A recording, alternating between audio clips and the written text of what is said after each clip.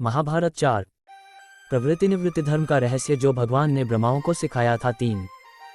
तब देवताओं और देवऋषियों ने गुरु से इस प्रकार पूछा, हे प्रभु, जब धर्म एक पैर पर चल रहा है तो हमें कैसे चलना चाहिए, हमें ये बताइए। इस पर भगवान ने उत्तर दिया, हे देवश्रेष्ठ, जहाँ भी वेद, यज्ञ, तप, सत्य, त्याग, अहिंसा और धर्म का उपदेश दिया जाता है, तुम्हें उसी क्षेत्र की सेवा करनी चाहिए। किसी भी अधर्म को तुम्हें छूना नहीं चाहिए। व्यास ने कहा, इस प्रकार भगवान की आज्ञा पाकर देवताओं और ऋषियों ने भगवान को प्रणाम किया और जितने देशों में उनकी इच्छा हुई वहां चले गए। देवताओं के चले जाने पर केवल ब्रह्मा ही बचे। भगवान, जो अनिरुद्ध के रूप में थे, एक बड़े घोड़े का चेहरा धारण किए हुए उनके सामने प्रकट हुए। उस समय वे संवेद का पाठ कर रहे थे। उन्होंने कमंडल और त्रिशूल धारण किया हुआ था। उस अपरिमेय हयग्रीव को देखकर जगत के रचयिता और स्वामी ब्रह्मा ने लोगों के कल्याण की इच्छा से उस वरदान को प्रणाम किया और हाथ जोड़कर सामने खड़े हो गए। भगवान ने उन्हें गले लगाया और कहा, भगवान के वचन, हे ब्रह्मा, जगत के कार्यों और नियति को उनके उचित क्रम में विचार करो। तुम समस्त प्राणियों के पिता हो, तुम समस्त जगत के स्वामी और गुरु हो। मैं अपना भार तुम पर डालूंगा और उचित भाव रखूंगा। जब तुम देखोगे कि देवताओं का कार्य तुमसे नहीं हो सकता, तब मैं तुम्हें आत्मज्ञान सिखाने के लिए प्रकट होऊंगा। ऐसा कहकर हयग्रीव वहां अंतर्यामी हो गए। उनकी आज्ञा अनुसार ब्रह्मा शीघ्र ही अपने लोक को चले गए। इस प्रकार ये महान एवं सनातन पद्मनाभ यज्ञों में श्रेष्ठ हुए। वे सदा यज्ञ को धारण करने वाले हैं और अविनाशी धर्म की शरण में हैं। उन्होंने जगत की रचना की है और जगत के धर्मों का विधान किया है। वे आदि हैं, वे मध्य हैं, वे अंत हैं, वे विषयों के मूल हैं, वे हृदय हैं, वे सृष्टा हैं, वे कार्य हैं। युग के अंत में वे समस्त लोकों का नाश करके सुप्तावस्था में रहते हैं और युग के प्रारंभ में वे जागृत होकर जगत की रचना करते हैं। उन महान निर्मल परमेश्वर को नमस्कार है जो जगत के स्वरूप और समस्त देवताओं के आश्रय हैं।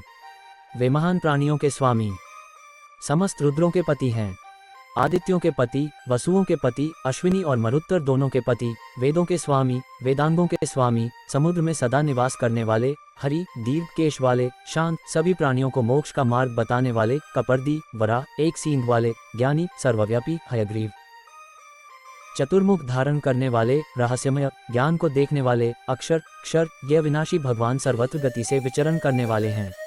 ये परब्रह्म है जिन्हें ज्ञान चक्षुओं से जानना है। मैंने इन्हें ज्ञान चक्षुओं से जाना है। मैंने तुम्हें यह इसलिए बताया है क्योंकि तुमने इसे सुना है। हे शिष्यों, मेरे वचनों के अनुसार आचरण करो। भगवान हरि की सेवा करो। वेदों के शब्दों से उनका गान करो। नियमों के अनुसार उनकी पूजा करो।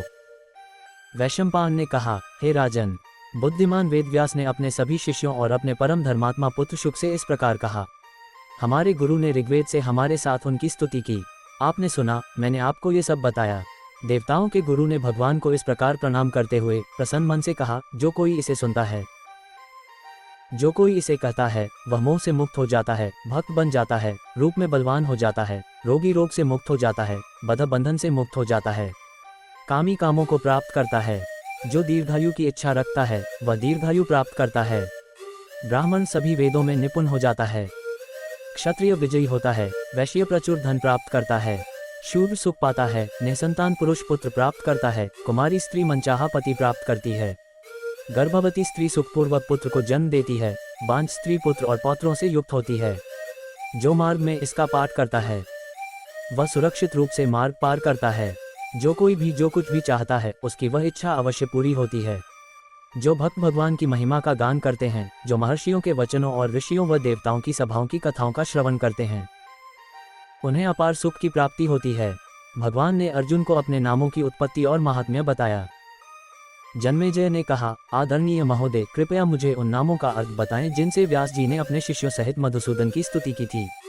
प्रजापति के पति श्रीहरि के इस नाम और महात्म्य को सुनकर और समझकर मैं श्रीश्चंद्र के समान पवित्र बनना चाहता हूँ।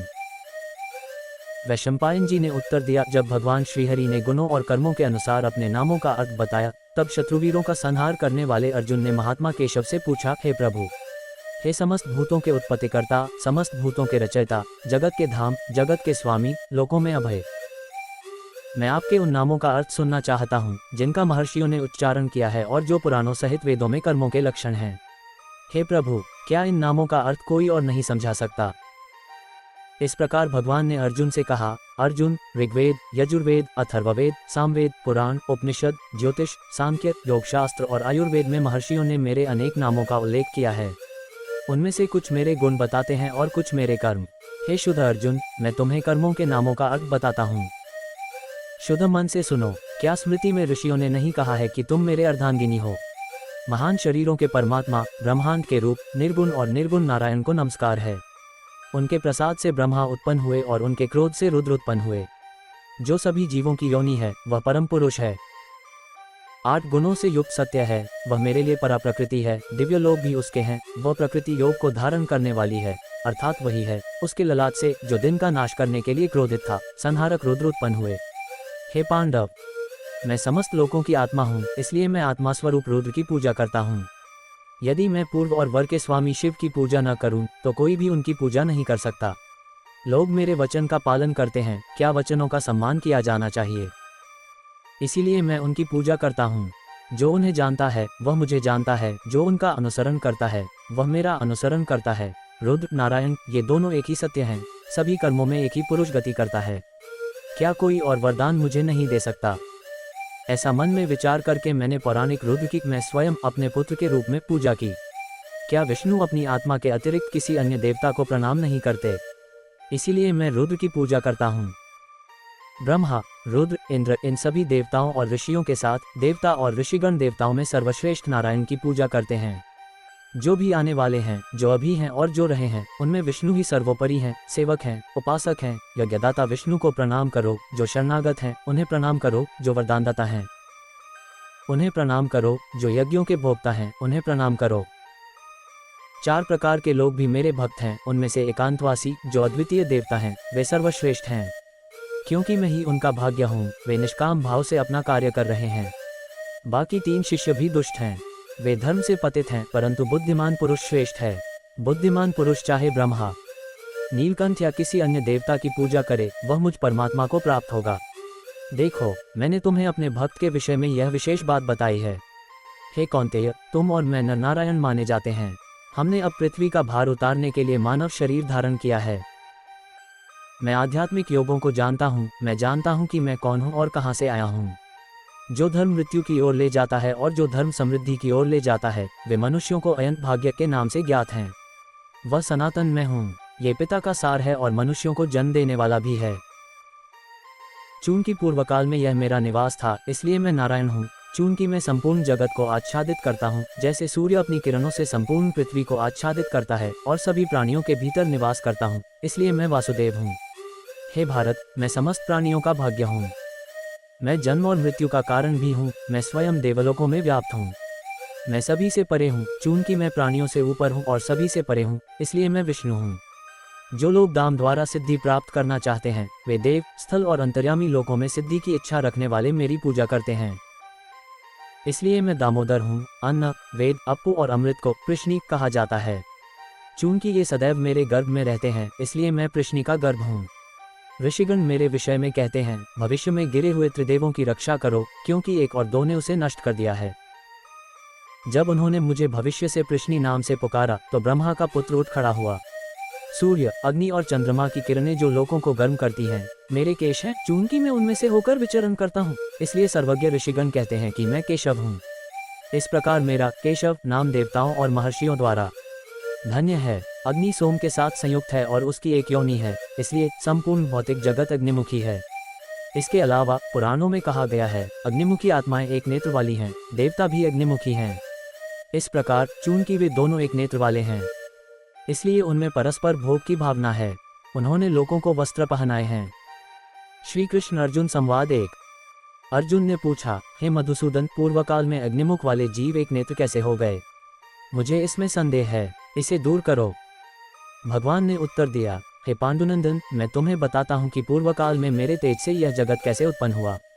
सुनो, जब 1000 चतुर्भुज चक्र बीत गया है और प्रलय का समय आ गया है, जब सभी जीव अव्यक्त में विलीन हो गए हैं और न पृथ्वी है, न वायु है, न अग्नि है और सारा जगत जल का एक सागर बन गया है, जब केवल एक ही ब्रह्म नामक अद्वितीय सत्ता रह गई है, जो न रात है, न दिन, न मृत है, न जीवित, न व्यक्त है, न अव्यक्त, इस अवस्था में नारायण गुणों के आश्रय, अविनाशी, अमर, अविनाशी, अज्ञेय, असंभव, सत्य, अहिंसक, विचारमणि के समान, विविध प्रवृत्तियों से युक्त, अजेय, अक्षय, अमर, अविनाशी, अभौतिक, सर्वव्यापी, सर्वशक्तिमान, शाश्वत, तमस से अविनाशी भगवान हरि प्रकट हुए। इसका एक श्रुति शास्त्रीय प्रमाण भी है।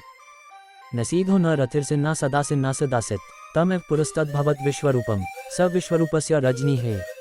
प्रलय के समय न दिन था, न रात, न मृत्यु थी, न अमृत्यु, केवल अंधकार था। वह समस्त रूपों में ब्रह्मांड की रात्रि थी। यही श्लोक का अर्थ है। इसका अर्थ पुनः समझाया जाएगा। अब अंधकार से उत्पन्न पुरुष ने ब्रह्म योनि से प्रादुर्भूत होने के लिए प्रजा उत्पन्न करने हेतु अपने नेत्रों से अग्निष्टोमों को उत्पन्न किया। फिर भूत सर्गों की सृष्टि के पश्चात प्रजा उत्पत्ति की प्रक्रिया से ब्रह्मा और क्षत्रिय उत्पन्न हुए। सोम ब्रह्मा हैं, ब्रह्मा ब्राह्मण हैं, अग्नि क्षत्रिय हैं। ब्रह्मा क्षत्रियों से अधिक बलवान हैं, क्योंकि वे समस्त जगत को दिखाई देते हैं। ब्राह्मण से बड़ा कोई प्राणी पहले कभी उत्पन्न नहीं हुआ। जो कोई ब्राह्मण की उपस्थिति में यज्ञ करता है, वह जलती हुई अग्नि में यज्ञ करने वाला बन जाता है। इसीलिए मैं ऐसा कहता हूँ, ब्रह्मा दिव्य स्वर्गों का निर्माण करके और दिव्य पिंडों की स्थापना करके तीनों लोकों को आच्छादित करते हैं। इस भाव को व्यक्त करने वाला एक मंत्र भी है, त्वामन्य यज्ञ होत विश्वेशम हितो देवाना मनुष्याना च जगति। हे अग्नि, आप यज्ञों के यजमान हैं। आप समस्त देवताओं, मनुष्यों और जगत का कल्याण चाहते हैं। इस विषय में एक श्रुति भी है, विश्वेस्मन्य यज्ञ त्वम होतेति त्वम हितो देवे मनुप्रयराजकता इति। हे अग्नि, आप समस्त यज्ञों के यजमान हैं। आप देवताओं और मनुष्यों के जगत के उपकारक हैं। क्या अग्नि स्वयं यज्ञों का यजमान सृष्टिकर्ता नहीं है? वह अग्नि ब्राह्मण है, क्योंकि मंत्रों के बिना हवन नहीं होता, मनुष्य के बिना तप नहीं होता। अग्नि से संयुक्त मंत्रों से देवता, मनुष्य और ऋषिगण पूजित होते हैं। इसलिए हे अग्नि, आप अग्नि यज्ञ के लिए नियुक्त हैं। मनुष्यों में से कौन अग्नि यज्ञ का अधिकारी है, अर्थात ब्राह्मण? क्या वह यज्ञ ब्राह्मण के लिए लाभदायक नहीं है?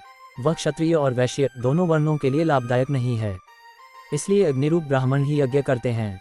वे यज्ञ देवताओं को तृप्त करते हैं, देवता पृथ्वी को तृप्त करते हैं। शतपथ ब्राह्मण में भी ब्राह्मण मुख के विषय में कहा गया है। जो बुद्धिमान मनुष्य ब्राह्मण मुख से आहुति देता है, वह तेज अग्नि में आहुति देने वाला हो जाता है। अग्नि का रूप धारण करने वाले विद्वान ब्राह्मण भी अग्नि के उपासक हो जाते हैं। अग्नि ही विष्णु है, वह सभी प्राणियों में व्याप्त है और आत्माओं को धारण करता है। और इस विषय पर सनत कुमार द्वारा गाए गए श्लोक हैं। ब्रह्मा ने प्रथम सृष्टि की रचना की। जिनके लिए ब्रह्मा मूल हैं, वे अमर हो जाते हैं और ब्रह्मा की ध्वनियों के माध्यम से स्वर्गलोक में जाते हैं। ब्राह्मण की बुद्धि, वाणी, कर्म, श्रद्धा, तप और नाम ये पृथ्वी और स्वर्गलोक को धारण करते हैं। सत्य से बड़ा कोई धर्म नहीं है, माता के समान कोई गुरु नहीं है। ब्राह्मण से बढ़कर इस लोक और परलोक की समृद्धि का कोई बड़ा कारण नहीं है। जिस देश में ब्राह्मणों का कोई व्यवसाय नहीं होता, उनके राज्य में दूसरों को देने के लिए बैल, घोड़े या दही जैसे कोई वाहन नहीं होते। वे दास, भ्रष्ट और अपमानित हो जाते हैं। वेदों, पुराणों और इतिहास के प्रमाण के अनुसार ब्राह्मण नारायण के स्वरूप की संतान हैं। वे सर्वज्ञ, सर्वशक्तिमान और सर्वव्यापी हैं। वाणी के संयम काल में वे सर्वप्रथम कल्याणकारी, वरदाता और देवों के देव ब्रह्मा से उत्पन्न हुए। ब्राह्मणों से अन्य जातियां उत्पन्न हुईं। इस प्रकार ब्राह्मण सुरों से श्रेष्ठ हैं। पूर्व काल में ब्रह्मा के रूप में मैंने ही सुरों, असुरों, महर्षियों और भूत विशेषों की सृष्टि, स्थापना और दमन किया था।